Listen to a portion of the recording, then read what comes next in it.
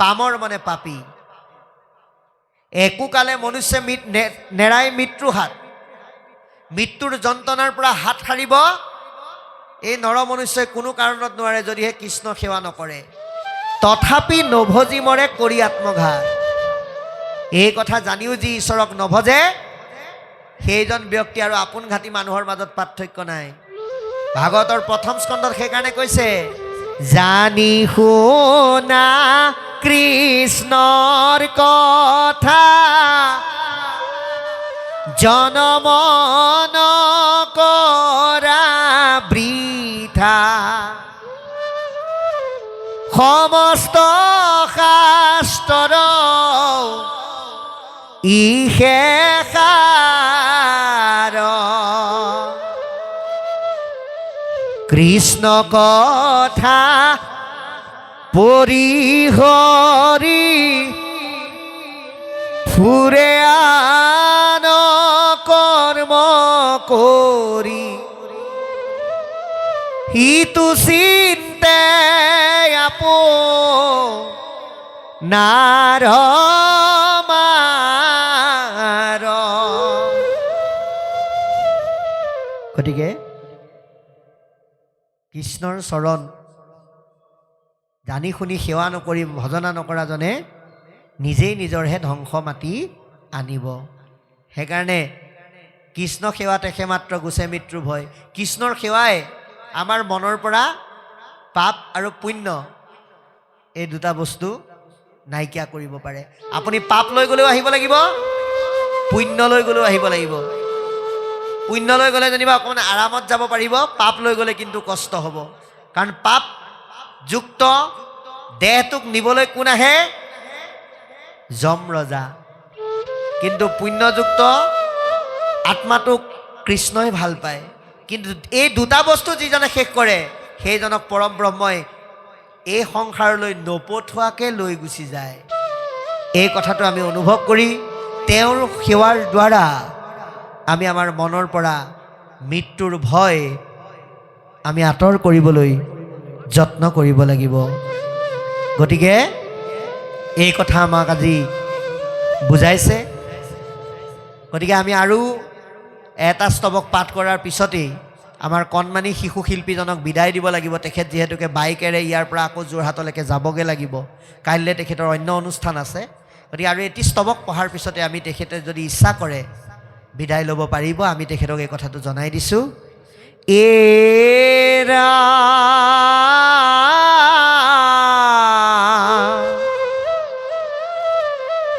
দিনে কণাৰত গইলা বসুদেৱ ঘৰে দেখি বসুদেৱে তাংক পুজিলা সাদৰে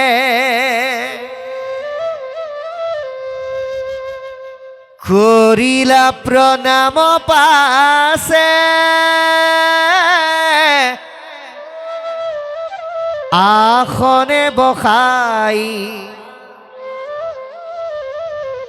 বুলিলা বিনয় বাক্য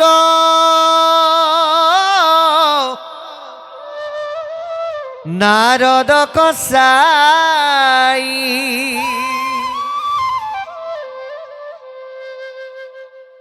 পিতৃ মাতৃ আহিলে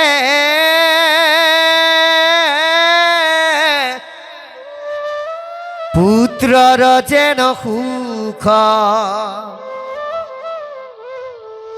সন্ত আগমনত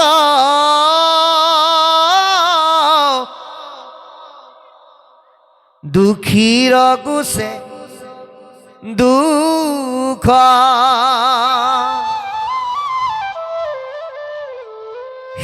সিমতে ভগৱন্ত তজু আগমনে সমস্তৰে কুশল হুয়তা বক্ষণে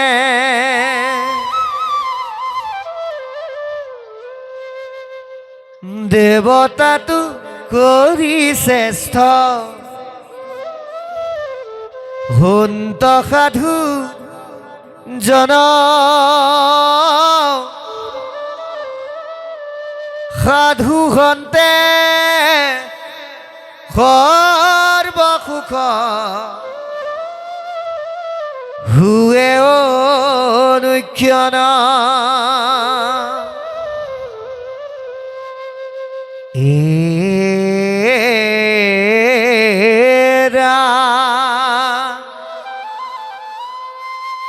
মিলৈ সুখ দুখ দুই দেৱক পূজনে কেৱলে সুখক মাত্ৰ দেই সাধুজনে হে ৰাম পূজা অনুৰূপেহে দেৱতা দেই ফল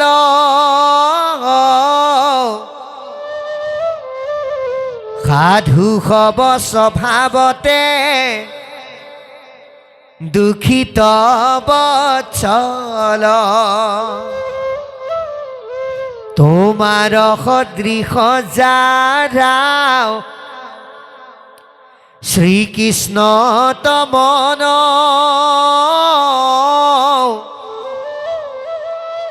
আসম্বাৰ সেহি মতে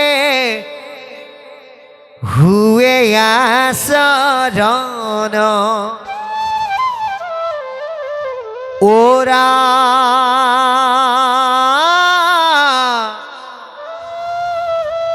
ভৈলু সুকৃতাৰ্থ যদি ঋষি মহাশয়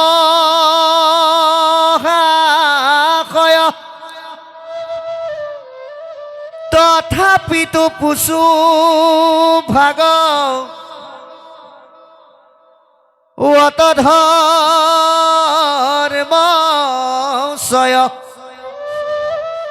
হেৰা পৰম শ্ৰদ্ধায়ে যাক শুনিলে মাত্ৰকে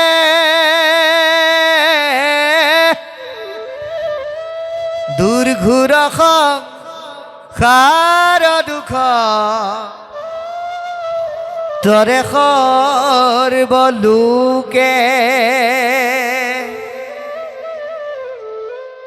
এতিয়া ইয়ালৈকে আমাক পদবন্ধে ক'বলৈ যত্ন কৰিলে অতি সুন্দৰকৈ যে বাৰে বাৰে নাৰদক পথান্ত মাধৱে নেৰন্ত দ্বাৰকা ঋষি কৃষ্ণৰ গৌৰৱে কৃষ্ণৰ গৌৰৱত গৌৰৱান্বিত দেৱৰ্ষি নাৰদে এদিন ভগৱন্তৰ বাক্যক আজ্ঞা হিচাপে লৈ যাবলৈ আৰম্ভ কৰিলে। দিনেক নাৰদ গৈলা বসুদেৱ ঘৰে। এদিন দেৱৰ্ষি নাৰদ বসুদেৱৰ ঘৰলৈ গ'ল। দেখি বসুদেৱে তাংক পুজিলা সাদৰে। আজি যেনেকৈ আপোনালোকে আমাক পদূলিৰ পৰা হাত ভৰি ধুৱাই আয়তীসকলে উৰুলিত ধ্বনি কৰি আনিছে, এইটো প্ৰত্যেকজন ভকতকেই কৰিব লাগে আচলতে, কিন্তু আমাৰ ক্ষেত্ৰত এইখিনি কৰিলে আমাৰ বৰ ভয় লাগে। আমি সিমানৰ পাত্ৰ হোৱাগেই নাই। গতিকে আমি এজন নিকিন সেৱক, আপোনালোকক সেৱা ধৰিবলৈ আহিছোঁ। গতিকে প্ৰত্যেকজন ভকতকে, আমাক বাদ দি দে, আমি যিহেতুকে সেৱক, সেইকাৰণে প্ৰত্যেকজন ভকতকে এই দাস্য ভাৱনাৰে সেৱা কৰাটো, ঈশ্বৰ সদৃশ জ্ঞান কৰাটো আমাৰ দায়িত্ব। কেৱল মহাপুৰুষে লিখা ডাঙৰ দীঘল ঘোষা এটাৰে সুৰ লগাই প্ৰাৰ্থনা কৰি ভকতক সেৱা ধৰিলেই বা ভগৱানক প্ৰাৰ্থনা কৰিলেই নহ'ব। সেৱাৰ ভাৱটো অন্তৰৰ পৰা জাগ্ৰত হ'ব লাগিব। ভকতক ভগৱন্ত বুলি ভাবি আজি আপোনালোকে যিটো ব্যৱস্থা কৰিছে, ঠিক তেনেকৈ কৃষ্ণৰ দেউতাক হৈও বসুদেৱে অহংকাৰ কৰা নাই। মই কৃষ্ণক জন্ম দিছোঁ, গতিকে মই কেলে সেৱা কৰিম, এইটো ভাৱ কিন্তু লোৱা নাই। নাৰদক তেওঁ নিজেই আদৰি আনিছে, আসনত বহুৱাইছে, হাত ভৰি ধুৱাইছে, প্ৰণিপাত জনাইছে। এতিয়া আমাৰ ক্ষেত্ৰত কি হয়, আপোনালোকৰ কথা মই নকওঁ, আমাৰ ক্ষেত্ৰত কেতিয়াবা কেতিয়াবা দেখিবলৈ পোৱা যায়, ৰাজহুৱাই হওক বা ব্যক্তিগতই হওক অনুষ্ঠান পাতিলে ভকতক নিমন্ত্ৰণ কৰি অহাৰ পিছত ভকত বিলনীয়া সকলো আহি উপস্থিত হয়। সেৱকীক এবাৰ নহয়, দুবাৰ নহয়, তিনিবাৰ মাতি থকাৰ পিছতো সেৱা কৰিবলৈ ওলাই নাহে। আকৌ কোনোবা দুজনমান সদস্য ওলাই আহিলেও আকৌ এজনে ভিতৰৰ পৰা মাত দিয়ে, বোলে দাইটি মই পিছৰ সেৱাটো কৰিলে নহ'বনে বাৰু? এনেকৈ কোৱা মানুহো আছে। মানে আমি চব ভাল পাওঁ, আমি সেৱা কৰিবলৈও টান পাওঁ, পিছত কৰিলে নহ'বনে বুলি সুধি দিওঁ। সেইটো সুধিব নাপায়। কিমান সৌভাগ্যৰ মূৰত ভগৱন্তৰূপী ভকতৰ চৰণ ধুৱাবলৈ পাইছে, সেৱা কৰিবলৈ পাইছে। গীতাত কি কৈছে ভগৱন্তই? বোলে মূৰ ভকতক দেখি নকৰে হৰি, মোক পাৰিলে সিটোজনে কৰিবে কি। আপুনি যদি ভকতকেই মান্যতা কৰিব নোৱাৰে, ভগৱন্তক কি কৰিব? কাৰণ ভগৱন্ত কেতিয়াবা ভকতৰ ৰূপতো থাকিব পাৰে। মই আপোনালোকক এটা কাহিনী ক'ম আৰু তাৰপিছত পাঠলৈ যাম। এবাৰ ভগৱন্তক এজন মানুহে লগ পালে, মানে সেই কলি যুগৰ আগৰ যুগৰ কথা কৈছোঁ। লগ পাই দীঘলকৈ সেৱা এটা জনাই সুধিলে, প্ৰভু আপোনাৰ দৰ্শনে মোৰ আজি জীৱন ধন্য কৰিলে, মোৰ এটা আৰু ইচ্ছা আছে। বোলে কি? এই আমাৰ ঘৰত অন্ন প্ৰসাদ এমুঠি আপোনাক খুৱাবলৈ মন গৈছে, আপুনি খাবনে? বোলে মোক মাতিলে মই চবলৈকে যাম, শুদ্ধভাৱে নীতি নিয়মেৰে বনালে মই চবৰে হাতে খাম। বোলে আমাৰ ঘৰত খাব নাই? বোলে খাম। বোলে কেতিয়া যাব? বোলে পৰহিলৈ মই যাব পাৰিম, ফ্ৰী আছোঁ, তুমি মাতিব পাৰা। বোলে ঠিক আছে, তেতিয়াহ'লে পৰহিলৈ যা যোগাৰ কৰি মাতিম, আপুনি যাব। তেওঁ ধুনীয়াকৈ বিভিন্ন শাক পাচলি আনি দিলে, আইগৰাকীয়ে ধুনীয়াকৈ ব্যঞ্জন বনাই থৈছে, ভাত পানী বনাই ৰখি আছে। তেতিয়াৰ দিনত ঘড়ী নাছিলে, কিন্তু তথাপিতো আজিৰ সময়ৰ হিচাপ কৰি যদি চাই 12টামান বজাৰ পৰা কিজানি ৰৈ আছে, 1টা বাজিল, 2টা বাজিল, 3টা বাজিল, কিন্তু ভগৱন্ত ভাত খাবলৈ অহা নাই। 4টা বজাৰ লগে লগে গৃহস্থৰ পেটে মাতিবলৈ আৰম্ভ কৰিলে। গতিকে দাই লাগিলেও লাগিব, দুখ লাগিলেও লাগিব, 4টালৈকে নাহিল যেতিয়া কিবা অসুবিধা হ'ল, নাহে চাগে বুলি ভাবি বাঢ়ি থোৱা ভাতখিনিকে খাবলৈ পাকঘৰটো খুলি গৈ দেখি পাইছে মেকুৰী এটাই ভাতখিনি খাই আছে।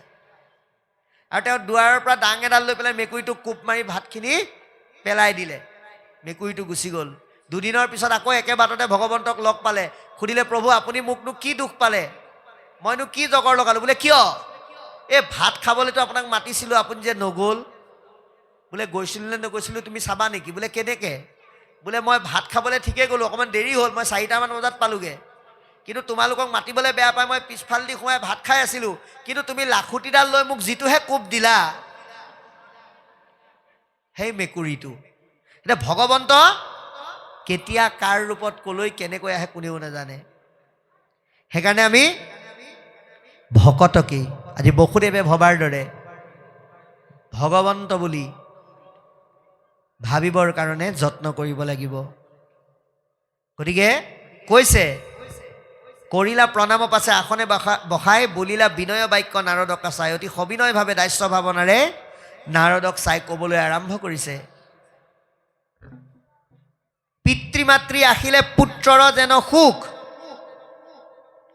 সন্ত আগমনত দুখীৰ গুছে দুখ।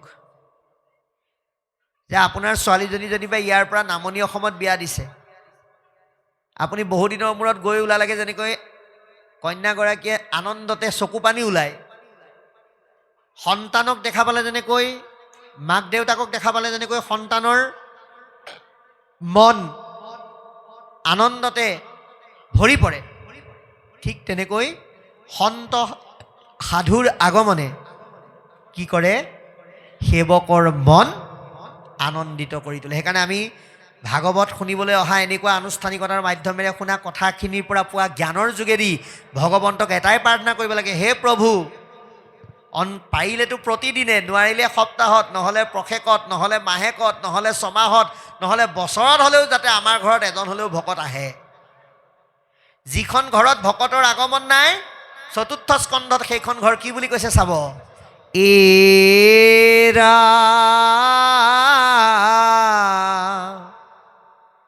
এ যাহাৰ গৃহত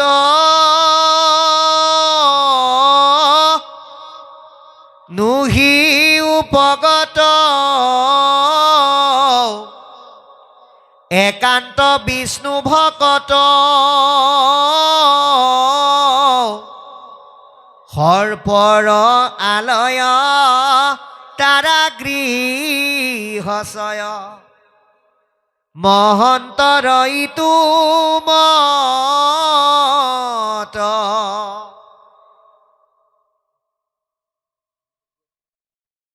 গতিকে ভকতৰ আগমন নঘটা ঘৰখন সাপৰ গৃহ বুলি কৈছে। এই কথা আমি উপলব্ধি কৰিব লাগে। কাৰ দৰে? বসুদেৱৰ দৰে। গতিকে কৈছে যে সন্ত সাধুৰ আগমনে কি হয়, সেৱকৰ মনত সৃষ্টি হোৱা দুখবিলাক, আপদবিলাক নাইকিয়া কৰে। কাৰণ সন্ত সাধুৱে কেতিয়াও সাংসাৰিক বা গ্ৰাম্য কথা